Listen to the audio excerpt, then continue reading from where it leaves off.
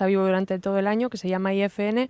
O sea que no solo el público tiene oportunidad de ver las obras, sino que también hay un lugar para encuentro, pues para futuras producciones, colaboraciones. En ese sentido también es interesante, ¿no?, el foro de la alternativa. Sí, porque bueno, es un portal a internet que viene funcionando desde el año 2002 y que lo hace la Fábrica de Cine Alternativo con el CCCB, que es una base de datos para los profesionales, y que luego, bueno, durante el festival pues realizamos alguna serie de reuniones para que estos profesionales vengan, se encuentren con nuestros invitados y bueno, charlen, hablen de sus proyectos, de las posibilidades de producir. Hacemos mesas redondas. En esta ocasión hemos hecho una muy interesante sobre producción, distribución y promoción del cine independiente, y hemos tenido a 3 importantes profesionales que de alguna manera funcionan como vasos sinérgicos en las propuestas y en lo que dijeron, que es en Luis Miñarro. Quien no conoce a Luis Miñarro hoy en Barcelona, es el gran productor de cine independiente, con su Edi Saeta, y que está colmando de satisfacciones porque está recibiendo premios por todos los lados y nos ha dado a conocer a unos cineastas realmente interesantes para Cataluña y para el resto del Estado español.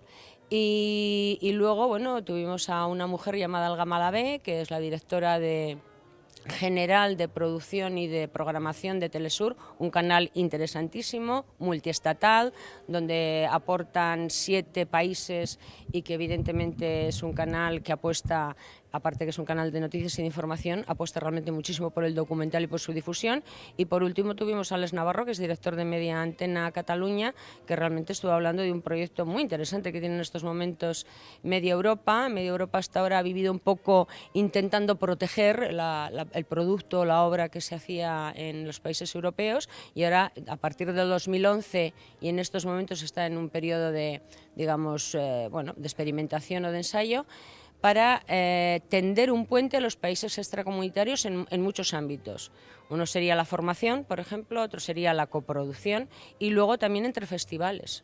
Entonces pienso que, y esto hizo que, no sé, tuviéramos una sala con 70 personas que estaban fascinadas, y bueno, y luego todo el mundo estuvo hablando con todo el mundo, dándose tarjetas, hablando de posibles proyectos y posibles colaboraciones, y pienso que ese es un trabajo que también tiene que hacer un festival. O sea, un festival no solamente tiene que mostrar, sino tiene que encontrar espacios para debate, para intercambio y para apoyar, lógicamente, la producción de este cine. Dentro de las actividades paralelas también ha habido la habitual masterclass, que este año le ha correspondido a un documentalista que también seguramente es otro descubrimiento, Andrés Bale, y que creo que fue fascinante y también fue un éxito absoluto de público. Háblanos un poquito de esta figura del documental. Bueno, sí, este también es otro autor que hemos dado a conocer aquí en Barcelona.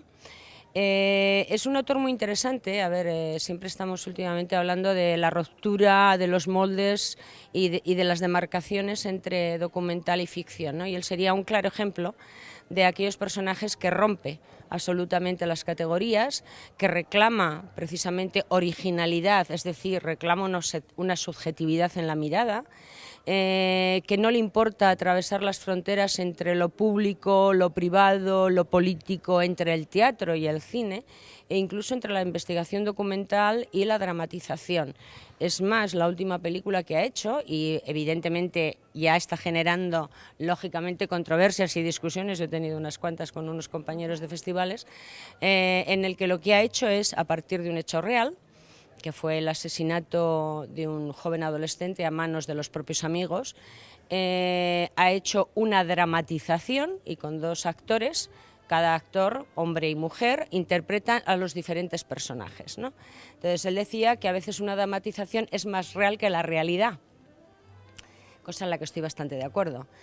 Pero bueno, está ahí, o sea, es como poner ya como un fin a los géneros, ¿no? Es decir, el autor lo que tiene que hacer es utilizar una serie de recursos y utilizarlos como quiera para representar el mundo según su visión. Su postura ética cuando trata con los personajes que retrata. Me parece que eso es algo muy digno, que habla muy bien de él. Evidentemente hablaba de que siempre tienes que tener unos límites en donde saber hasta qué punto puedes forzar o no a una persona a recordar o a volver a vivir momentos que han podido ser muy dolorosos, ¿no? Y entonces la distancia que tú tienes que tomar y la delicadeza. Fue muy interesante, la verdad, y bueno, la gente estaba con la boca medio abierta, o sea, además es un tío, bueno, como pasa con casi todos los grandes creadores, esto es una cosa que por lo menos en mi corta experiencia, el que es realmente un gran creador es una persona muy sencilla y muy humilde.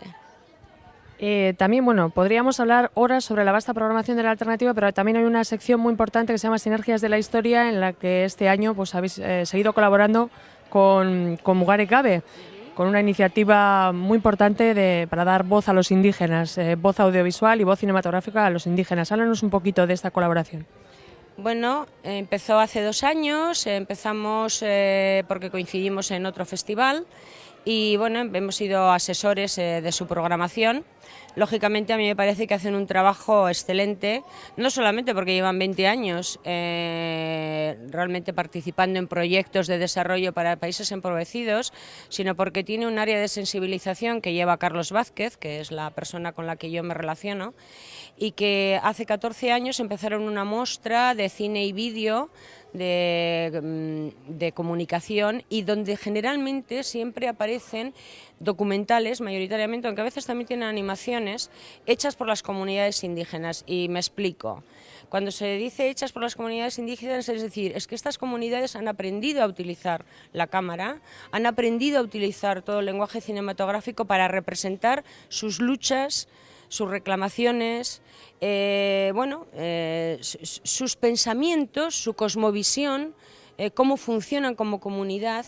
Y pienso que esto es muy interesante porque lógicamente te plantea otros mundos, te plantea otras formas de narrar, y lo que es todavía más interesante desde mi perspectiva como ser humano que ha nacido en la sociedad occidental, es que podemos aprender mucho de ellos, podemos aprender de toda esa cultura que ha llevado años y han sabido realmente forjar un gran sentido de la comunidad y de la identidad, y por tanto de la solidaridad y de la lucha en común y de los objetivos. Y pienso que esto es algo que en una sociedad como la nuestra, cada vez más globalizada, cada vez más desestructurada, pues tenemos muchas cosas que aprender.